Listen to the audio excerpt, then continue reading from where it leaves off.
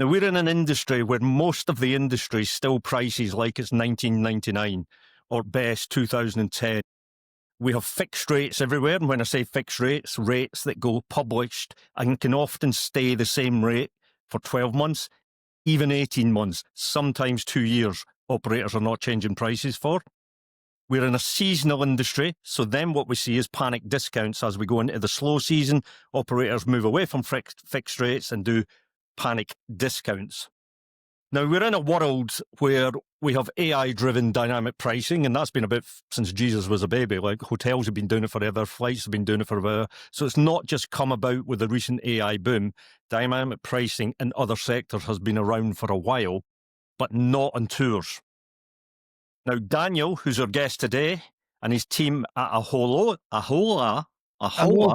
That's right. .ai, I'll get that out eventually, is at the front line of trying to get tour operators to look at pricing differently and start to make moves towards a more dynamic pricing schedule. So by the end of this session, we hope that you'll understand why you have to move from static pricing. Hope you understand why static pricing is costing you money. And we hope you understand at the end of this what dynamic pricing actually means, because we know there's a lot of confusion around about it. So I'm ready, instead of me introducing Daniel, I'm going to let him introduce himself. Daniel, tell us who you are, where you are, what you've done before you started doing this, because I know you've got a long history in the travel industry, and why you decided to do this now. Thank you, Pete. I'm trying to get used to this Pete thing versus Peter, but I'll do my best. Thank you for having me here, by the way. So yeah, Daniel Pino, CEO and founder of Aloja. My history in tours and activities, that's a long way back, but I'll try to make it quick. Essentially, I became a shareholder of this sightseeing tour operator 9 years ago, essentially. It was a gray line license operated where I'm originally from, which is in Ecuador and Colombia. And we were running these tours. And then one day my business partners came to me and they said, Daniel, we got to do something about the empty spaces that we have on our buses. We're running these tours and, we're paying the tour guide, we're paying for gas and the bus and everything else. And if we don't, if we have an empty seat, we might as well give it up for $5 because it's more money than $0. And so I think actually that might resonate with a lot of people, because that's how I think a lot of tour operators think, is like when they think of dynamic pricing, they think of like filling out the empty spaces, right? Like that's the first place where your mind typically goes. And so obviously this was 2016 ish, 2017 ish. And honestly, I don't think we ever thought of doing a dynamic pricing tool back then. So what we did instead was we looked at what Viator was doing. We looked at what Get Your Guide was doing. And we said, why don't we create a marketplace, an OTA, focused on selling the empty spaces on these tours and activities. And, obviously being part of the Gray Line license, we had access to a lot of tour operators back in the day. So when we went to to meet these operators, everyone was excited about it. Honestly, almost every operator signed up and, was willing to provide discounts, like you said, right? To sell the empty spaces on those days where they had less business, essentially. That OTA essentially had a lot of challenges because in 2018, there was no pricing endpoint between Restex. And so it was creating accounting nightmares for this tour operators. And obviously then just there's complexities about running a marketplace in general. An OTA. And that's a topic for another day, but I think there's people underestimate how much work there is behind it, right? So even though we had better prices than Viator and Get Your Guide, the concept was resonating with operators, right? Operators wanted to do dynamic pricing. This was back in 2017, 2018. Wanted to implement pricing as a strategy to bring demand, to do something different. But the reality is that the client wasn't, truly and fully motivated by those discounts necessarily. And then there was the technical aspect of it. So that company, which was called TourUp, we ended up resolving another need that the market had back in the day, which is communication, guest communication. So we pivoted the business essentially and started doing text messaging and chatbots for tour and activity operators. That company eventually, after COVID, got acquired by a ticketing company called RocketRez. And that was my second kind of time, getting closer to dynamic pricing, because um, I was leading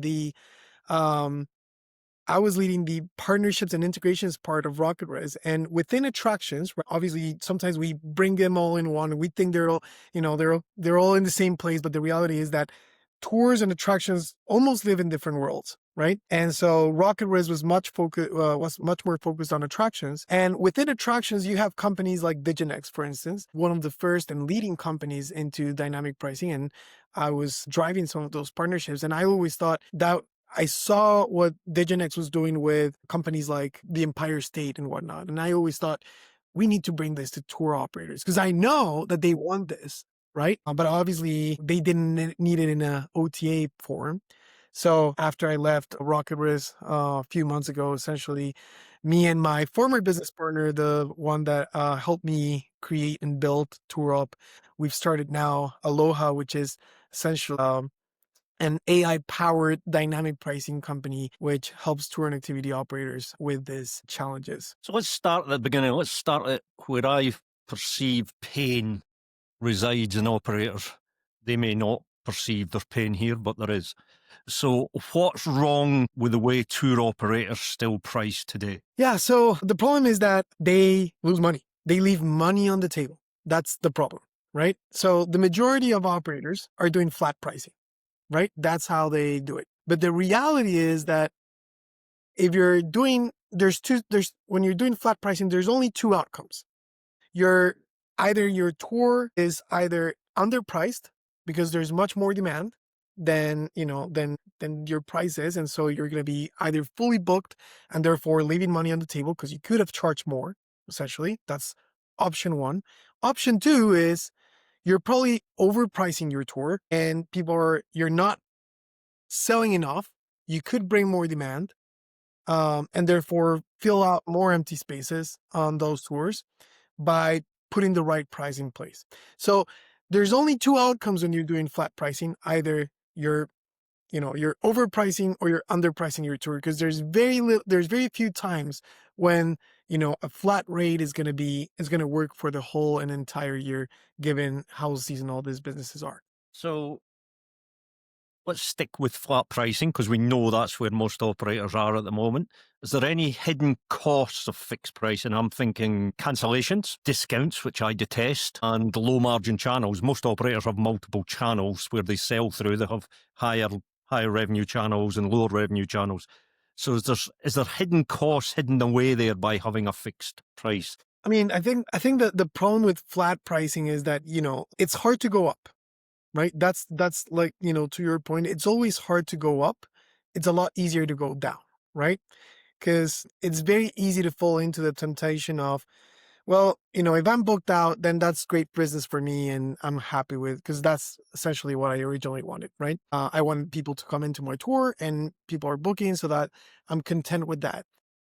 And when you're not seeing bookings come through, it's very easy to fall into well, I'm just going to throw a 20% discount that might buy it to our customers. And I'm going to throw a 20% discount that might get your guy customers. Let me put a promo code on my website. Now, the problem is that you're doing this out of intuition. That's how the reality, and that's a nice and political word to say most people are actually guessing. That's what they're doing, right? They're guessing. So, whenever there's an operator trying to come up with a discount and you tell them, okay, how much do you want to provide as a discount? They go in and they do this and they say 20% discount sounds fine. Because what they're doing in their minds, and I've been there myself, right? Is you're just thinking, well, after the 20% discount, am I still making money? Like, does my variable cost, is that covered? And if that's a yes, then okay, then there's nothing to lose, essentially, right? So I think that's kind of like where I see things happening as far as how flat pricing is currently managed. Now, the problem with, and going back to your question about cost, is why are tour operators 20 years behind hotels and airlines? The reality is that the majority of operators in this industry are significantly smaller than any average hotel. essentially, right? Like, I think there's this survey that I think it's like 70 or 80% of operators are doing less than $250,000 a year. I mean, we're talking about SMBs and with, with an emphasis on the S here. And so you can't, if you're running guides and you're running, buses and you're going and and you have to ask for reviews and you have to do your website. I mean, like pricing almost gets to the bottom of the list of your to-do list, right? Hotels, airlines, they have entire teams thinking and doing pricing, right? That's their only job. But that's never going to be the reality in our industry. So there is a cost to, investing effort and time into pricing in general, right? And sometimes it's hard to know whether any effort or time you invest on it is actually going to yield into, or it's going to translate into actual results. Yeah, I think I've said this multiple times before. The mass fragmentation of our sector of travel is at the same time our greatest weakness, and at the same time it's our greatest strength. So there's a paradox for you. So based on your history, I know this company's just launched, you've got gone, but you were with Rocket Res and you were working with attractions, so you've seen dynamic price in action. Can you give us an example of what you've seen where it dramatically changed the yield of a customer or the booking behavior that happened, positive or negative? Both examples would be good. Yeah, so obviously there's a big jump right between static pricing and dynamic pricing, right? And typically, and I think if we look at, as far as number of businesses go, like I think the majority are still relying on flat pricing. But, it's funny because I expected more operators to be on that end. And when I started Aloha months ago, I expected to be convincing operators that they need to use pricing as a strategy. And what I've seen instead is that there are way more operators that are already doing some sort of pricing strategy, right? Whether that's seasonal pricing, whether that's variable pricing, whether that's rules-based pricing, or sometimes actual just manual pricing changes instead, right? There's way more than you would expect, as a matter of fact, is what I can say. That's part one of the answer. Now, as far as the outcomes, right? When you do the whole jump, right? And, every jump, whether it's like moving from flat pricing to variable pricing to seasonal pricing or rules-based pricing, every jump is going to yield into some results. Like I think the majority, you never see people do variable pricing then going back to flat pricing.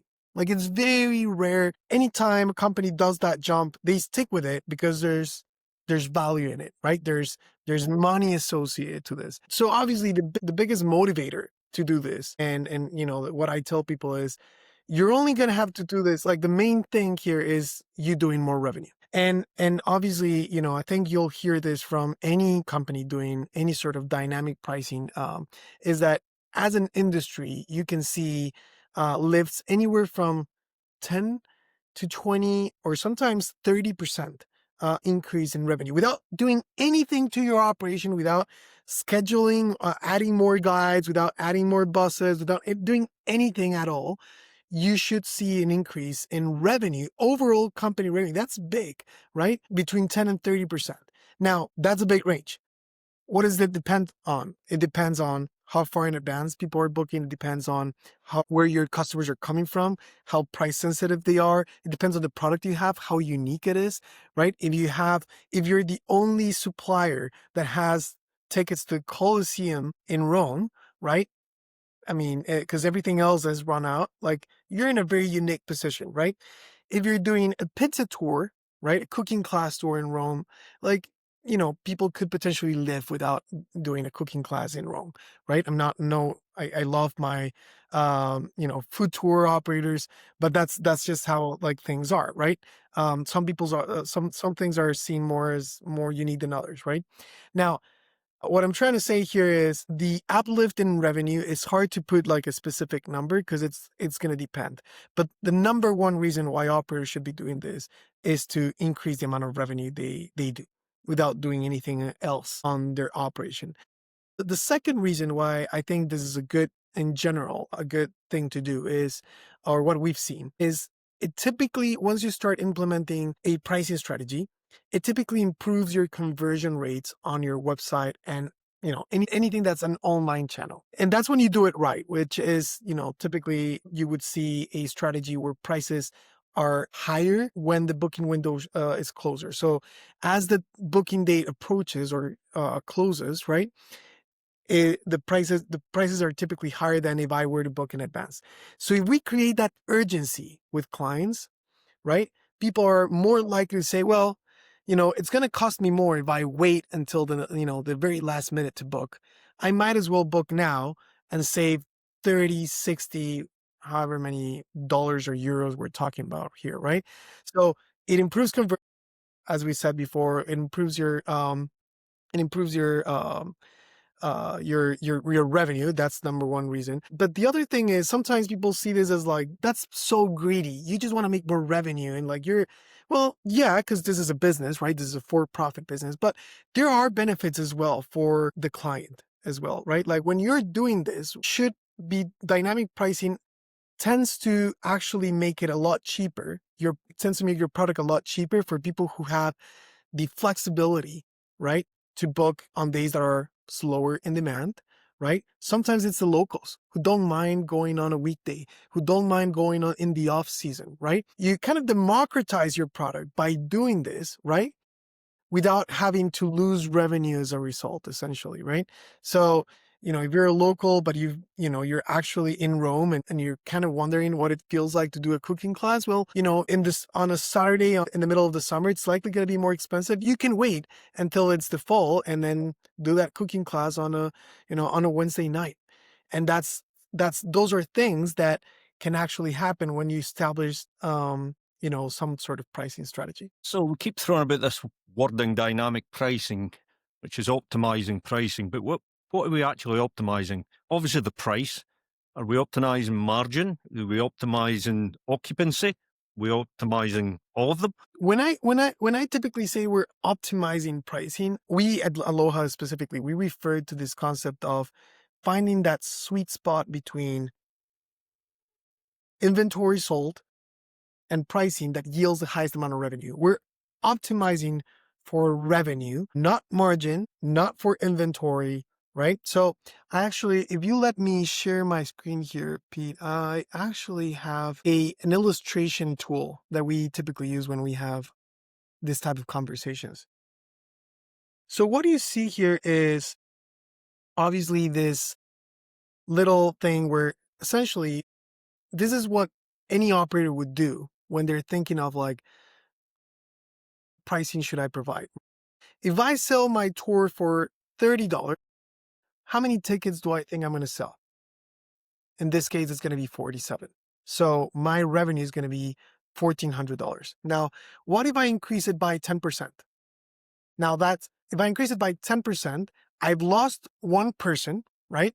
That's likely going to result in less bookings, but I've made more money. So that's better, right?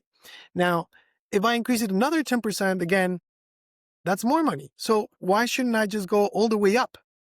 Well, because by pricing your tour at $50, you've lost now 15 people, and it's actually worse for you to price it at $50 than it was at $36. So what is that sweet spot between pricing and demand that yields into the highest revenue? That's kind of like what we're this process is what we call optimizing for revenue, essentially, right? This is what we're hoping to do, is looking to find that sweet spot between pricing and demand that yields the highest amount of revenue. It's not always the highest price. It's not always the highest amount of people in a tour. It's what yields the highest amount of revenue. So most of the operators listening to this today, they'll be on some booking system. There may be some listening who are not, but the vast majority will be on a booking system, be it Fair Harbor, Resday, Book-On, Ticketing Hub. They'll be on something. Every time we speak to operators, which is every single day, they're always a bit nervous of more technology coming into their stack unless it plugs into their booking system, because they find it complex if they're dealing with different bits of technology for different things. But if it all connects, they're a bit more relaxed about it. So and obviously from a data flow for history of what they were pricing, you need to get that data somewhere. So Are you building your platform to be integrated with the booking systems? I couldn't agree more. We've actually built an API first product. And I don't know how many of those there are in our industry, actually, Pete. So, you know, we don't even have an interface for operators at the moment. We may build one in the future, but right now we've built everything. And so that it's essentially everything still lives in your booking system. So we've launched an integration with Boken. We're going live with Ventura in the next few weeks. And those two integrations, right? The operator doesn't need to worry about creating another user, creating another password, having to set, like different terms on every different platform. Everything is done by just installing an app, quite literally installing an app on your booking system. You install the app and then it works on autopilot. And we built it based on that same knowledge that you're describing right now, Pete, which is operators don't have time to do more in terms of software, right? This runs on autopilot, right? There are companies out there that will like potentially suggest pricing and stuff like that. We don't think that operators have the time every single day to approve prices. On what basis are you going to disapprove or approve prices? Our pricing engine essentially injects pricing automatically and is running in real time without operators having to deal with it. That's the philosophy we have behind it. So a minimum viable setup for a tour operator to get involved in this via you is basically have a booking system that you're integrated with. That's it. That's as That's simple as that. So that puts the emphasis back on you to get integrated with as many booking systems as possible. Get busy. So I'll just give a quick example here, because I knew when I was doing this call today, I had a quick look. I obviously book a lot of flights. I'm traveling all the time. So I booked a flight to the US a while back. I'm leaving in straight after W2M. But I thought I'd check the price today, which is 10 days out from the flight or whatever it is, versus when I booked, which would have been in a 50 to 60 day window out. Because I normally book my long haul flights between 50 and 60 days. 53 to 55 is normally the optimum to get the best value on a flight. So the flight today I checked was 46% higher than when I booked out. So that's an airline, and it was Delta. I'm pretty sure it was Delta. It was Delta optimizing. In fact, it was Virgin, but it's a Delta plane. It's fine. It's a share. So that's an example of the uplift that they can do by dynamic pricing. And they've been doing it for well over a decade. And our industry's miles away from that yet, but we're getting there. So that's interesting to hear that you've gone API first. You're not even thinking of a tour operator interface at the moment. It's just get as many booking systems working in this way as possible, and then it's very easy for the tour operators to get signed up. I know from teaching tour operators a lot of pricing courses, and pricing comes up in our coaching every week. Tour operators are quite empathetic and quite scared of scaring customers, or they're very nice people. They're just nice people. I have no problem with surge pricing. If the demand's there, the price goes up, I take the extra profit. When the demand's not there, I'm not making extra profit. I've got no problem with it. But a lot of tour operators I know look at this like a bit like Uber, because that's where they experience it the most. If you're in New York City when there's lots of events on or whatever and surge pricing hits Uber, it just goes insane. Will the tour operators have control over that? Because they do worry about that stuff.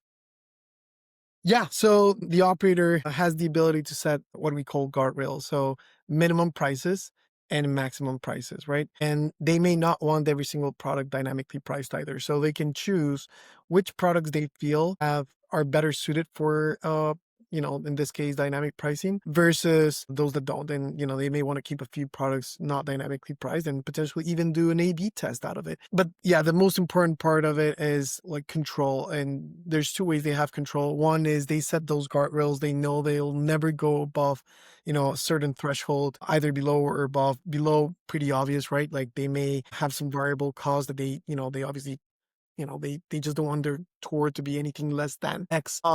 And with maximum price, it's an optional one. And it's funny you're saying that, because I have met with operators who are like, I don't want to set a roof or a ceiling for this. Like, make it go as high as, it's feasible to go, if you will. So some operators have that mentality, but obviously, like you said, the majority of operators do want to make sure that, to an extent, they have control over what that, if everything goes wild, what is my highest paying customer going to pay? So there's that. The other part of control is if they ever feel that our autopilot dynamic pricing is, like they just don't agree with it, right? They want to overrule it. If they have a customer calling in and, whatever the reason is, they always have the ability to do that. They can always override our price, essentially. And that's part of what keeps them at ease. Customers that are working with us is like, it keeps them at ease to know that they can, that if anything goes wild, they still have that ability, right? You mentioned earlier in the conversation, you started to see secondary effects, and one of them was an increase in conversion rate. For operators listening, that's how many people are visiting your site versus how many people actually book on your site. So even a 1% increase in conversion rate can be dramatic in revenue terms, depending on the price of your product. So could you just talk us a little bit more about that increase in conversion rate and why you think that's happening when you have dynamic pricing versus static pricing? So let me, you were talking about your last experience booking this trip, which I'm guessing was for a tour week, by the way, which I hope everyone has a chance to go. But let me show you this right here and explain why this happens. So this was me booking a flight to Seville the other day. So there was like, if you get to Seville around this time, it's a very nice time. You don't want to go in the summer. It's too hot.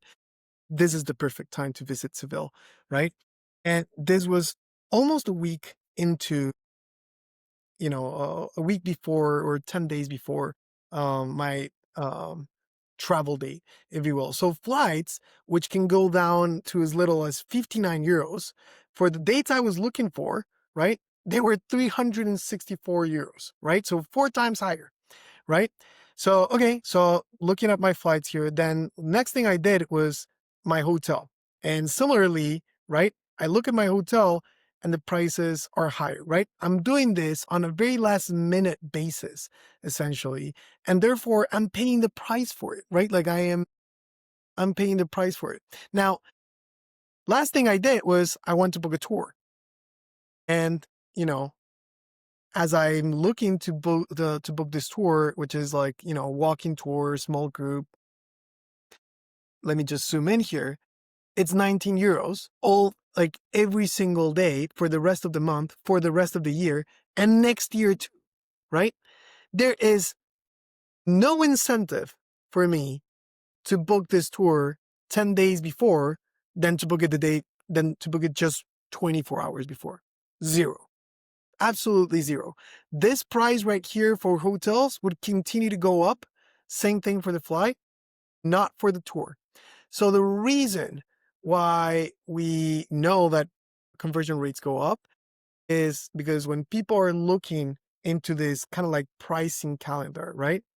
And they're looking at the whole month and they're saying, well, it seems like if I were to book for tomorrow, and this goes with like, this has to be an effort that is not just like the pricing in and of itself. It has to come along with, adding wording on your website that says, book early and save, that sort of a thing, right? Like, so just bear that in mind. But for the most part, people look at this calendar, right? And they're seeing that if they wanted to book for tomorrow, right? This tour is going to be significantly more expensive than it is to book, for a month in advance. They have an actual incentive. They have a reason to book ahead of time, right? What happens is, well, but I mean, they're going to book eventually. So how does that translate into better conversion rates? Well, the reality is that a lot of times they don't actually convert, right? If they leave that for the very last minute, they might actually get to their destination and never actually book, right? Or book with someone else. It doesn't, like, you've lost essentially that customer right there and then. When you have this difference, and it has to be you have like it can't be a $5, €5 difference between highest price and maximum price. Sometimes we see operators saying, well, my tour is $25 on, the weekdays, and then it's $30 on the weekends, or it's $20 if you book ahead of time, but it's $25 if you book very last minute. Those $5 are not enough of an incentive for customers to actually change their purchasing behavior and book early. It needs to be, and from what we've seen with a lot of data that, we've seen over the years, is it has to be a difference of at least $25, €25. That's kind of like a good rule of thumb, is whenever there's a $25 jump, at least per person, right? That could translate into $75 more that I'm paying, $100 more, depending on what the size of my family, right? That I would need to be paying if I were to book last minute. Now, I can typically get a meal for $100, €100 for my family, right? Not the most expensive one, but it's enough of an incentive for me to do it early. And that's why conversion rates actually change. So your demonstration there, your example there, has just prodded my mind because I was ranting at DMOs on a LinkedIn article recently in the last couple of days. That data that you've just shown there of bed fill rate in Seville, most tour operators in Seville won't know the bed fill rate in Seville. They'll have a gut feeling when the town's busy and when the town's not busy based on their experience. But there's actually no data pipelines coming into tour operators telling them what the fill rate is in beds and what the pricing of beds are at that point. Because this isn't really rocket science. It's if you're tracking the bed fill rate and how expensive beds are, you have a fair, accurate picture on where you should be pricing your tours up or down, depending on the fill rate in the destination. The flight data is the same, but to me, it's not as reliable as a bed rate because you get a lot of people arrive in a destination by train, by car. All same, yeah. Locals who are coming from 50 miles away or 100 miles away and staying overnight. So I'm a big fan of the Airbnb in-bed data, which you can get from AirDNA. You can sign up to that and get all that for the region you want. And there are multiple pipelines you can get from hotel data. But those two data points, which are fairly simplistic, can make a massive difference on your pricing of tours based on data rather based on gut feel. Yep. Yeah, I agree. And yet I don't disagree, I guess, that data could be a potential indicator for pricing going up. If I was doing this manually, this is potentially where I'd be looking. That said, our approach to pricing is much more based on what is your demand telling you, right?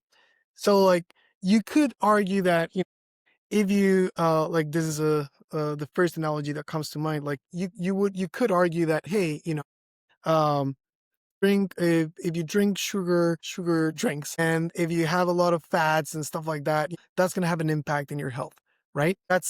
There's those two are correlated, right? Like what you eat versus like the after all results of your health. Now that's not that doesn't mean that every person is going to react the same way by eating the same things, right? Like some different people and they would react differently.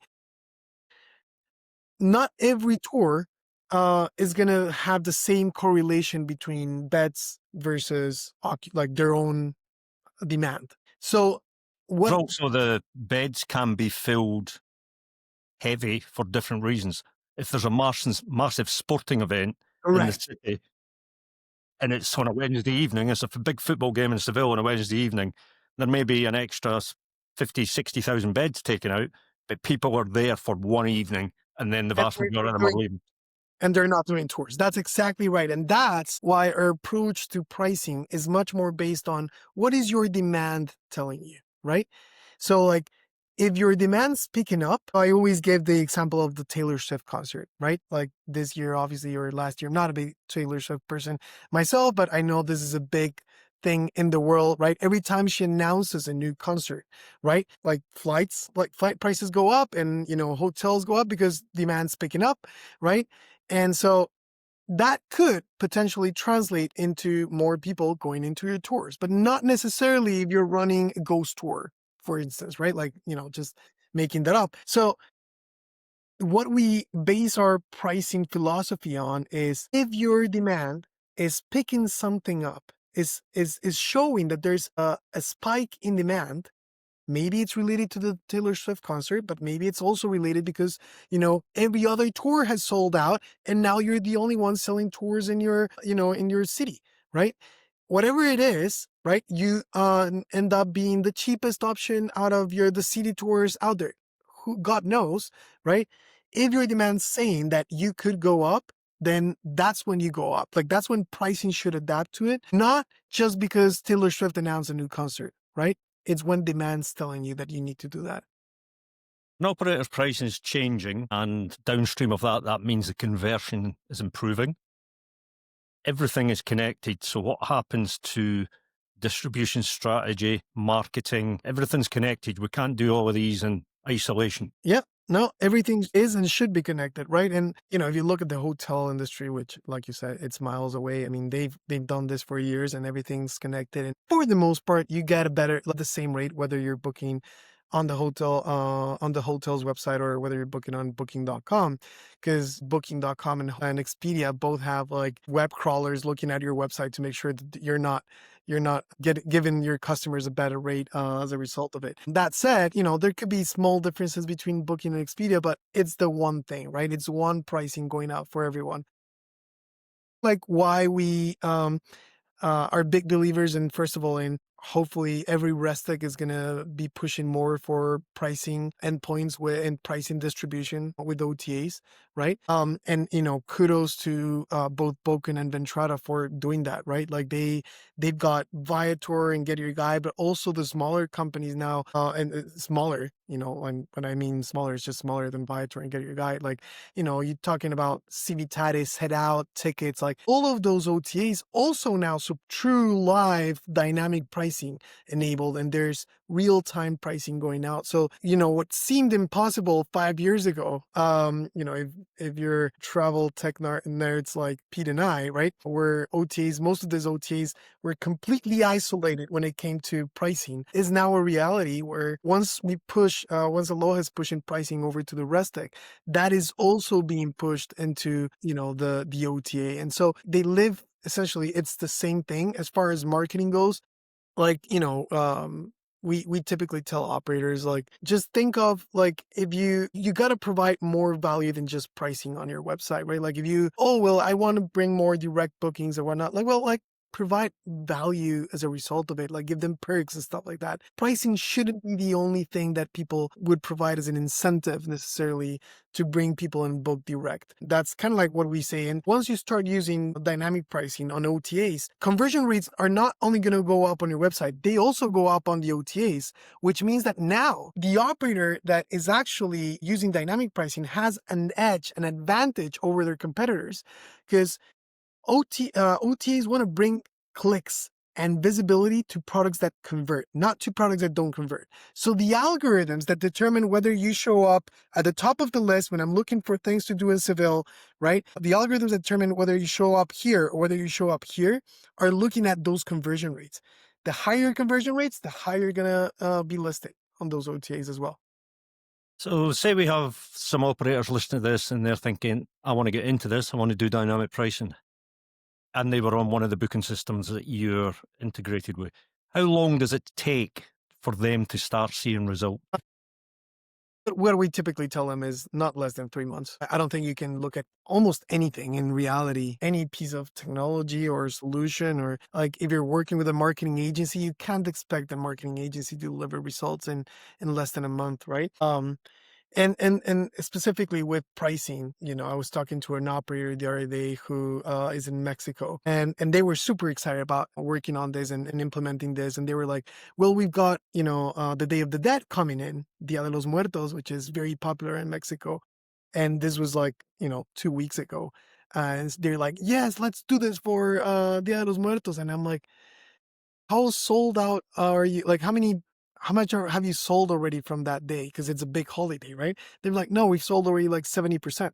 Okay, so you're only giving me a 30%, like, chance to dynamically price. That's not going to work, right? Because you've sold, you're not going to see a true impact in November, right? If you've just started, if you've already sold 70% of your capacity, right? 2 weeks in advance. So 3 months is typically, again, another rule of thumb for how long it takes to for you to see those results, right? For people to actually start changing their behavior when it comes to conversion rates, but most importantly, when you look at your P&L, right, and you look at revenue, that line that says revenue, when you look at that year over year, because that's typically how you compare things, right? The year over year comparison, it would only be fair to look at it if you're doing this for at least 3 months, because then you've given chance to the algorithm to learn what your demand truly is and adapt to it, and there's enough inventory being dynamically priced so that you can see the results. When I'm training operators on pricing, invariably we're in the winter season now, or we're moving into winter. This is when they want to change the pricing, but I want them to test the pricing in the summer, in the busiest period. I want the busiest period to test pricing, not the weakest period. Now, that's me from doing manual price changing and getting them just educated on pricing. Is it the same with technology? Is it better if it's in the busy season rather than the quiet season? Or you'll be able to see the impact quicker? You may be able to see the impact quicker, but I don't think it matters because we're looking at historical data. So I think, your question is like, does the algorithm need more time and more bookings to learn more? Once we onboard a client, we'll take as much as 3 years worth of historical data to feed the algorithms to make those decisions rationally, right? Like we don't go in blank and just trying to know what to do, right? Historical data is the first benchmark we use to understand how far in advance do people book? What are the most popular dates? What is the impact of weekends versus weekends? What is the impact of holidays? Not just in your country, but in the markets where your customers are coming from. What is the average group size? Where are customers? What day of the week are people booking on? Because that one thing is when they go, right? When the activity takes place, that's typically, let's say, your most popular days are Friday, Saturday, Sunday. Most popular day when you get the most amount of bookings, it might be a Monday, right? Like, because that's when people are booking. That's when people are thinking about traveling, when they're dreaming about like what they're going to do when they get there. So all of those things are analyzed previously. And I actually like the slow season because operators, like, pricing is a big deal for any business in general, right? It's not even the travel industry, right? Any company is going to be concerned about how they price their products. And so I like the slow season because then I can tell operators, well, start in the slow season when you don't feel there's as much risk. Like for an operator who, depends on their summer and thinking like, well, this is going to take 3 months, they might feel very anxious knowing that, if they're essentially giving their pricing decisions to a third party, essentially they might lose their whole summer. That might mean like 50, 60, 80% of their whole year's revenue, right? So I like starting this in this low season because there's less anxiety, there's less risk. And so they feel more at ease. So I actually prefer it, as a matter of fact. So we can't let any company who has a .ai URL get off a webinar without speaking about AI. So AI agents are going to start booking trips autonomously. It's happening. Whether it's going to happen tomorrow or whether it's happening in 6 weeks or 6 months, I mean, it's already happening. It's just not scaled. But we're moving into that world. So what role does real-time pricing play in an AI agent booking world? Well, I mean, I think because things are happening at such speed nowadays, that's why it's so important to have and I say real time pricing happening. So a lot of times we've seen, these are conversations I have every day, right? Like there are companies that tell me, we're already doing this. Like we're already adapting our pricing. We have a team. I know of a company, very big company, that has 7 people working full time every day, changing their prices, like manually changing prices on their booking system. And I'm not actually applaud that, right? Like the person who told me this, like he was like, like this is a good ROI for me because I make significantly more as a result of it than not having that by not doing this. However, even if you change it every single day manually, you're still missing out on opportunities because at the velocity, at the speed of how things happen nowadays, and to your point about now there being agents and whatnot doing transactions in real time, doing price changes once a day, you're gonna end up missing out on opportunities, on market opportunities that you won't see coming, essentially. That's what I would say. So as a matter of fact, what we sometimes we have operators saying we don't want pricing changing, like, because we can make pricing change in 5 seconds, right? Like there's a new trigger that the algorithm calculates that there should be a new price, and then there's a new price in 5 seconds, essentially showing there. But some operators don't like that. But we always tell them, like, at least it has to be every 8 hours, so that you don't, like, because these things might be happening while you sleep. That's how fast things go now. So as we kickstart this AI world that we're all going to be living in, the trendy word around is personalisation. Everybody's personalising everything to the great extreme, whether it's good or bad or indifferent. Everybody seems to think it's good. I've got slightly different views. I think personalisation is great in certain circumstances, and I think it's terrible in other circumstances. However, if you get extreme personalisation in product and service, will we get extreme personalisation in pricing? I.e., the AI knows my history because it's got all the data going back, so it knows exactly what I'm willing to pay versus another person's willing to pay versus another person's willing to pay. So for those of you, like, maybe I'm just a pricing and travel tech nerd, but very recently there was a big scandal with Delta, since you're flying Delta very soon, where they came out and said, as a matter of fact, it's funny because we think that airlines and hotels are using AI for dynamic pricing. They're not. They have teams working on Excel spreadsheets doing algorithms, right? But it's not AI necessarily changing prices on your hotel and airlines. But they came out and they said, we're going to start using AI to optimize our pricing. And I think I don't know if there were, I don't know what the reality is. We will never know, but the industry took it as exactly what you said. Oh, now based on, my profile and my personality and what you know about my social media history and stuff like that, you'll know whether I'm willing to pay more or less. And there was some very heated debate on the internet about whether that's ethical or not. I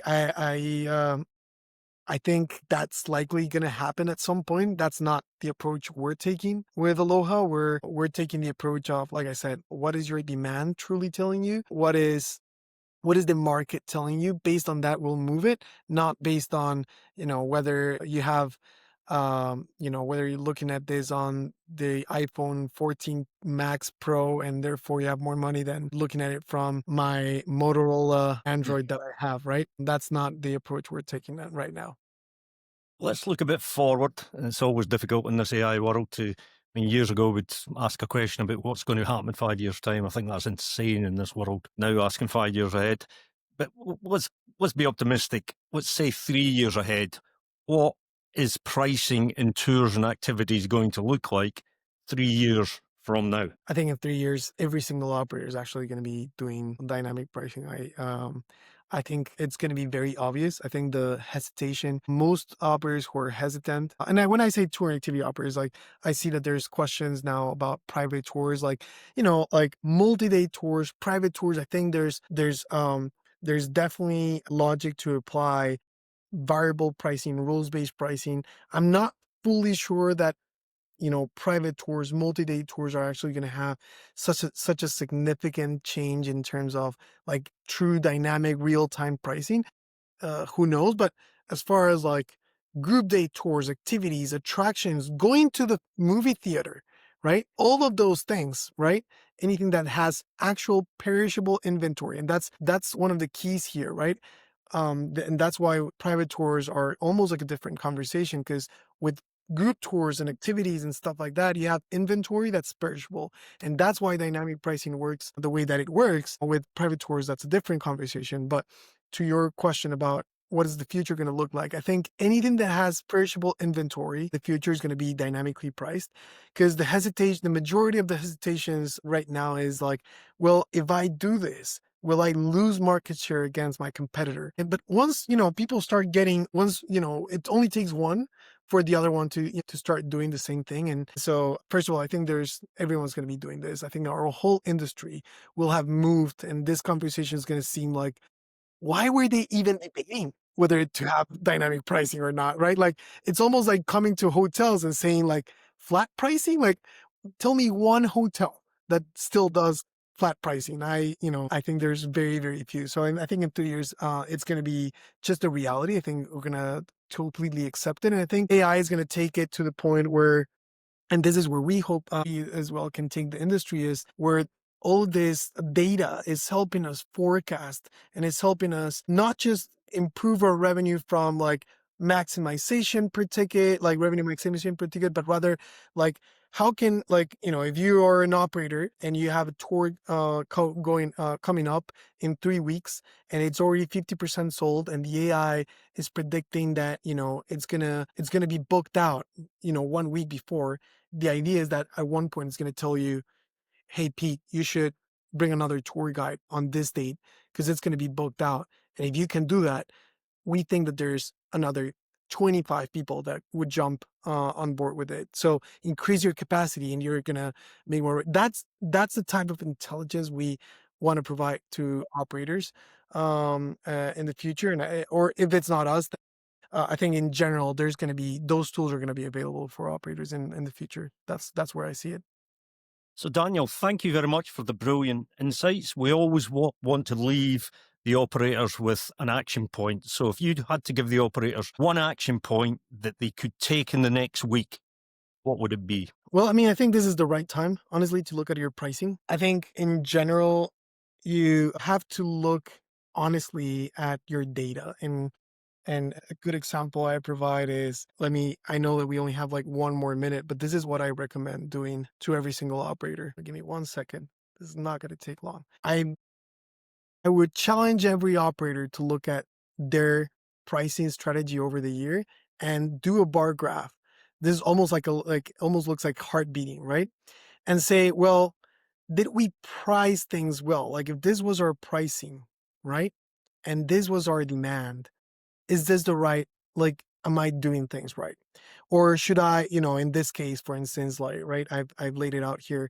Could we have continued to, have a higher price during the month of September?